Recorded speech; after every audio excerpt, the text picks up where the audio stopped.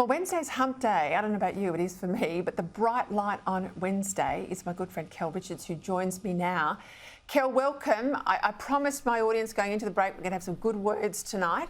We'll start with one from Shirley. Dog Act. We saw this come up the other day from the NT Police Minister, levelled at Peter Dutton. She wants to know what it means and its origins. OK, recorded from 2003, so very new. I think it's an Australian coinage.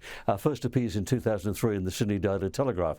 I was talking to Mark Quinn at the Australian National Dictionary Centre today, and he's getting it ready for the next edition of the Australian National Dictionary because it is that kind of new word. My guess is it began on the sporting field as sporting slang. Anything that was cowardly or dishonest or the wrong thing to do was a dog act. So it means a low act. It means, disgusting behaviour. But I think there's a bit of evidence it's been picked up overseas. So one of our coinages, which will now spread around the world.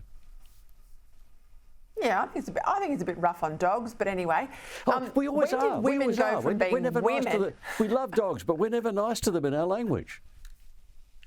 When did we go from being women to being now referred to as biological women?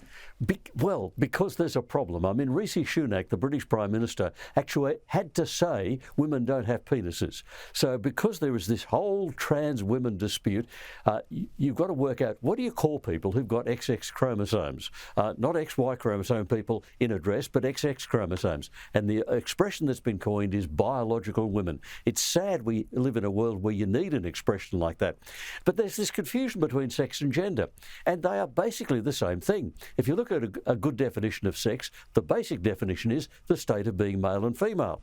Good definition of gender, the state of being male and female. So, in fact, they mean much the same thing. And people are trying to tell us, gender means nothing but a social construct. Well, nothing buttery is just wrong.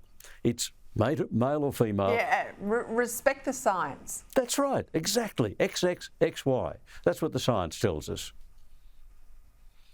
Just a quick one, broad church. A lot of people say, the Liberal Party's a broad church. What's that mean? The Elizabethan settlement created the Church of England, and it did that by bringing together different strands, low church, high church. So it's a broad church. So any political party with different strands in it is a broad church. Or, if you want to use a circus metaphor, a big tent.